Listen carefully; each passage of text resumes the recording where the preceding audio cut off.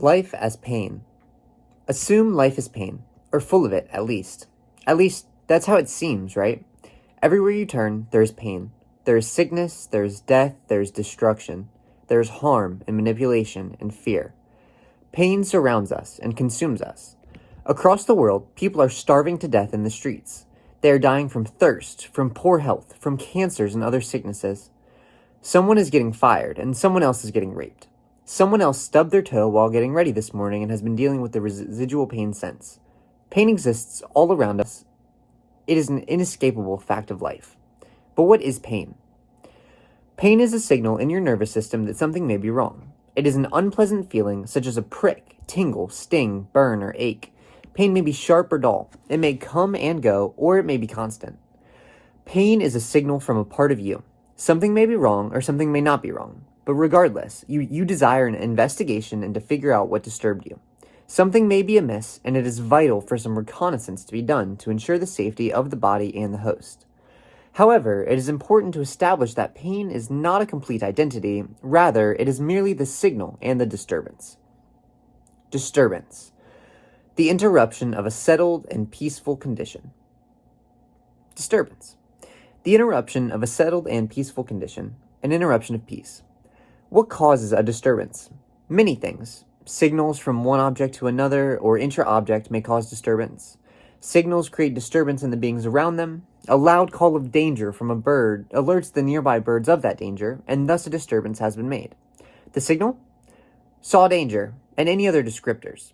Some species of bird do not differentiate between the types of danger, but those that do will transmit even more information to the other birds by changing that new disturbance that's created. The visual signal that the initial alert siren received was enough for the siren to add their own spin, change this disturbance that they received, and give a different, more valuable disturbance to those nearby. At its core, what is a disturbance? Why is one disturbed? Disturbance comes from change, from increasing signals and responses. Disturbance comes from entropy. Disturbance comes from chaos and the unexpected. Pain is caused by disturbance, and disturbances are caused by chaos. Pain is caused by chaos, but what is chaos? Chaos, complete disorder and confusion. Behavior so unpredictable as to appear random, owing to great sensitivity to small changes in condition. Chaos is disorder and confusion. It is disarray. It is unpredictability. Chaos is bimodality. What is bimodality? First, we have the binary. A binary is a yes or no, this or that, A or B. Then we have modality. In grammar and semantics, modality refers to linguistic devices that indicate the degree to which an observation is possible, probable, likely, certain, permitted, or prohibited. You can be more likely to do something or less likely to do something. You may not be able to do something, or you should be able to do something. Rather than a definite yes or no, modalities present a range of options that things can happen in. It is a spectrum, a scale. A bimodality means that there are two common modes, frequent winners or top results, that present themselves. Bimodalities allow observations to be made in regards to how things are more like X, or less like Y, or closer to X. One example would be sex and gender in adult humans. Men and women are the two most common modes of being that are commonly presented throughout data. However, if we were to poll any individual human being, it is likely that they would not neatly fit into either mode of being, but rather split somewhere in a gray area. Chaos is bimodality, meaning a spectrum, or many little points along a line from more chaotic to less chaotic. Things may have more chaos or less chaos, but not many things would be able to be defined as entirely chaotic nor entirely not chaotic. Intelligence is the ability to process information within the body and reduce chaos and disturbance by virtue of reaction. It is also a bimodality from less intelligent to more intelligent, with many different degrees of information processing and understanding of the world existing. For example, a worm senses moisture from water in the ground above them and they rise to the surface. A hungry bird nearby catches sight of the worm breaking from the ground through the rainstorm and they swoop down to eat it. A human that has been piloting a camera, laying in wait for this moment for weeks, each day coming to the same spot in hopes of catching sight of an incredibly rare bird that feasts on these special earthworms in the rainstorms and rainforests of the most desolate places on Earth. This human's team has put hundreds of labor hours and hundreds of thousands of dollars into this project to get this shot. Each organism in this circumstance is using intelligence and their ability to process information and chaos of the world in the way that they are able to. Many would say that it is less intelligent to be the worm than it is to be the bird, than it is to be the human, than it is to be the team of humans. However, if forced to put this into a binary, one might say that only humans and above are intelligent. However, that dismisses the intelligence of the bird who responded to a hunger cue and a visual signal of the worm. And that dismisses the intelligence of the worm who has moistures felt from up, rise. While the levels of intelligence may be viewed differently with some degree of acceptance, the worm, the bird, the human, the team of humans, it is rather harmful to one's own understanding of the world to choose to view it in a binary of intelligent or not intelligent, as to do this is to deprive yourself of greater understanding and chaos reduction in the world. Entropy. In language models, entropy is the expected value of the surprisal across all possible events. In other words, entropy is the average amount of surprise when something happens. It is the amount of chaos or disturbance that one feels when they receive signals from the world. I'd like to give a small example assuming a fresh corpus within a new language model brain. Hey there, friend turns into start, hey there, friend. If I were to ask that small brain to talk to me, it would say, hey there, friend. I would not be surprised by this because the brain only knows what it has been shown, and I've only shown it, hey there, friend. If I were to then say, hey there, bot, this is what would happen with its current brain. Of start, hey there, friend. Now, after loading this start key, it would see the word pair, hey there, just like before. The entropy of it seeing this is 0, which is the lowest, as it only knows that the word after hey is there. Next comes the next word pair, there and bot. The language model would be completely surprised by this, as it's never seen this before. The entropy value of this word pair is 1, the most surprise. This whole statement would have had an entropy value of 0.33, as 1/3 of the word pairs was completely unexpected, and 2/3, the start and the hey to there, were completely expected. At this point, we have a word bank that has a little bit more flexibility. We have 2 start signals to hey, 2 hey to theirs, a there to friend, and a there to bot. If the bot goes to respond to me, it will start, go to hey, go from hey to there, and then it has to make a decision between the 2 responses that it knows. I'll flip a coin for this example. Heads is friend, and tails is bot. I flip the coin, it's heads. Hey there, friend is the output again by chance. Now, due to my understanding of lang models and how they work, I will add a short text that will produce some interesting output results. Let me give some condolences to the bot. There, friend bot. Now, the old corpus has the start signal to hey twice, it has hey to there twice, it has there to friend once, and it has there to bot once.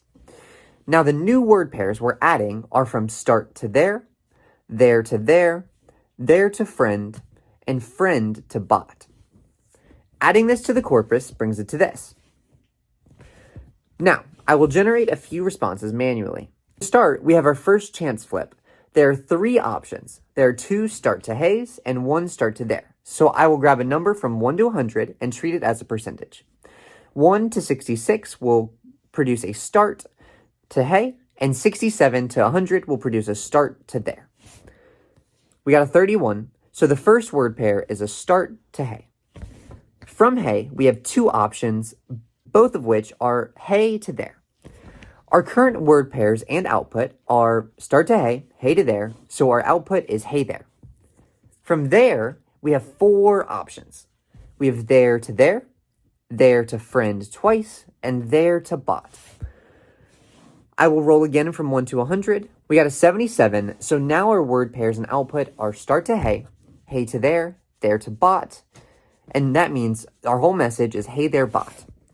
I now generate a few other samples, and as a result, I got hey there bot, hey there friend bot, hey there friend bot, there friend bot, hey there friend bot.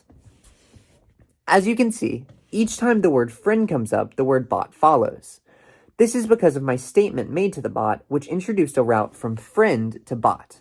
And, as there are no other routes from friend to anywhere, once it hits friend, it must go to bot. It does not even have the chance to end it at friend, as there are no end symbols. It is an ongoing process until it is no longer able to get a new object due to the lack of knowledge.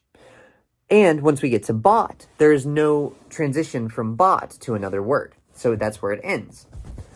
These word pairs are called engrams, and they represent this concept of this instance and next instance. Generally, engrams contain much more data than just a single word pair. Often, in natural language processing, they use engrams of size 3, 4, and sometimes even bigger, which means that that's how many words are contained within that word pair. So it would be like 3 or 4 words, 3 or 4 words. This allows them to get even greater amounts of data and more deeply analyzed text. However, these concepts aren't just used in language programming, and many forms of synthetic intelligence and AI programming use engrams of images, audio waves, and any kind of data that you can imagine. They are able to build these senses into an understanding of the world, but they are only able to produce things based on what they've seen before in most cases. By combining multiple forms of metadata into an engram, such as words, audio, visual, and pressural disturbances and stimulations, intelligence is able to process an understanding and make a prediction for the future and prepare themselves and reactions for what they expect is coming in the future. To go back to the bird example, the bird takes in the visual data of the danger. They take in the audio data from that danger. Maybe they stepped on a leaf or a stick, and they transmit that data, and maybe they see a fox. They say, "Fox!" And then the other birds hear that, they repeat it, and now there's a danger fox here. The creation of disturbance. To become disturbed, you must first be at peace. So when, truly, can we say that we had not been disturbed? When have we managed to escape the chaos and stimulation and signals and disturbing things in the world? The time before disturbance is the time before life. Whether you choose to consider this the time before conception or the time before physical birth, I care not. Immediately upon birth, we are thrust into a harsh world of pain and stimulation, and from a young age, we feel the immense stress of the highest entropy we will ever feel. Everything is a shock, chaos is complete, and all, we are powerless. If you ever wonder why a baby cries, remember that they are experiencing entropy at levels unknown to most of us. The first years of life are incredibly chaotic and traumatic from the stress of life that we all feel so well. We are not freed from the chaos due to youth. There's too much chaos, too much disarray and discord and discomfort, there's too much surprise. As we grow, we begin to understand the world better. We make more accurate predictions of the world and begin to learn how to speak. We learn how to operate within society, for whatever that means. We are shaped and crafted by those around us. We learn how to be a human from the things we see them do, the way they treat us when we act however we may. We are punished by them and shamed and chastised for certain behaviors, and we learn to suppress those behaviors which cause increased entropy. There's entropy and chaos behind anger, behind disappointment, behind the expectations we were seemingly never able to understand or grasp well enough to avoid the inevitable punishments that come. You want the consistency and safety of love, yet acting normally to how you desire may get you chastised. You learn to act differently, to fit in how you must. You learn to become more like the person those around you desire and expect you to be, at least for a long while. But it is not a binary. It is a bimodality of being more authentic to yourself versus being more authentic to the version that others expect and desire from you. In an attempt to reduce the entropy of your world and create sanity out of the chaos, you learn to abandon yourself. You don't deserve that, but you have not been given the opportunity to grow out of it. Those around you expect you to remain the version that they love, while seemingly not caring how it may impact you. They do not care how much pain it causes you to maintain that image, as long as you keep fulfilling the role that they have required of you for the entirety of their time knowing you, often before you even knew yourself. Becoming alive was the act that plunged you into chaos, and likely you have had to remain in chaos for a long time due to those around you. Many of them do not know the next engram. They do not know how to reduce the entropy any better than they have because they have not been given the tools to do so. And then this same breath of compassion to them, remember that they have taken their anger and disappointment and negativity and chaos out and passed it to you. They have treated a child with chaos and not taught you how to best navigate society, for many of them are still stuck as cogs in their own machines. They do not know how to navigate society well, for they are fighting the same pain and chaos as us all without the tools and skills to handle it. It is in this duality that I implore you to think deeply. Nobody is a good or bad person, a fixed or broken person. Many people experience great pain and struggle in their lives because of it, and that shakes out into their reality in many ways. But these people are simply following the engrams they have been taught. They are minimizing the entropy in any way they know how, while also fighting their own brains, which are likely also producing mass amounts of chaos on top of the chaos of the world, due to the expectations that they have been taught. But in this duality is where the opportunity for growth comes. In casting off the binary labels, one allows oneself to be on a spectrum of continual growth rather than resigning as one thing or another. The objective observer. Life is pain, but that pain is not you. You are merely the observer of the sensations the body receives, and then the body often reacts based on instinct. Observe the way you are. Observe the way you act. Observe yourself and determine why you do things. Why do you act in that way? Say that thing. Where did you gain that engram from? Who did you learn that phrase from? Why did you make that face, or scream, or punch that wall? Why do you turn to the copes that you do? Objective. Not influenced by personal feelings or opinions in considering or representing facts. Similar, impartial, unbiased. I have a challenge for you. Look at yourself objectively. Ask yourself the following question. What am I? Notice your answers. Are you answering from a place of judgment, of subjectivity, of personal guilt or shame? Are you answering from a place of social expectations or success, of societal requirement? Are you answering from the point of view of, I am a human being, or are you answering from the point of view of, I am not good enough? When I ask myself this question, I have learned to create an answer like this. I'm a human. I'm a body and a brain. My body keeps me safe and functioning, and it helps keep me nurtured. My brain helps my body understand the logic behind the world. It helps reduce the chaos. We have access to a language model and visual model and audio model and many other useful models of processing the world, and we utilize these to make predictions regarding the future. My body is my brain's collaborator and teammate in this disturbance that is life. Now, I have a few more questions I want you to ask yourself. Feel free to pause and take a second to answer them by yourself or in the comments. How have my brain and body hurt each other today? Think mental stresses, body responses to pain or chaos, harmful actions you've taken. How has my body helped my brain today? Examples, it's processed food or water. It has allowed us to do an activity. It has allowed us to stay alive. How has my brain helped my body today? My brain has convinced my body to get water. My brain has collaborated with my body not to do a harmful action. My brain has collaborated with my body in tasks that we needed to complete today, or going for a walk outside in nature. By cultivating a semantic and linguistic set of objectivity, aka by using words that are objective or bimodal and non-binary in their meaning, you allow yourself to cast off judgment. For example, your body is a utility to help keep you alive, and that means that it may be more or less visually appealing subjectively. It may not feel good to be told you have a more or less appealing body, but it is not a matter of attractive or not attractive. It is first and foremost a subjective bimodal statement by somebody, and subjectivity is painful. Subjectivity means more entropy, more chaos, more pain. Your body is doing one thing, and that is keeping you alive. It is doing its objective purpose without the expectations that have been socialized into us. It is doing its job, and it deserves to be congratulated for that. By allowing yourself distance from the binary and distance from the definites, you find yourself somewhere along the duality. Dualities exist in everything, from the pain you feel hurting more or less to the light looking more or less bright.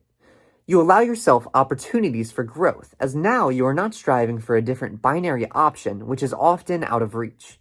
You are simply striving for the next tiny point along the spectrum. Once you are able to embrace true objectivity, you are able to traverse these dualities and bimodalities in a way that is non-limiting and conducive of more happiness than you would believe. You get to leave behind the entropy and chaos and pain of subjectivity and disappointment, of other people making judgments about you that they feel are accurate without truly knowing you. It becomes important as you begin to know the truth. The things they say of you, that is simply a binary, which means that their words are baked with pain and suffering. Their words are baked into forced opposites of a lack of complexity, of a lack of options. You get to traverse life knowing the truth, that there are more options between two sides of a single bimodality than binaries in existence. And with that, you become free.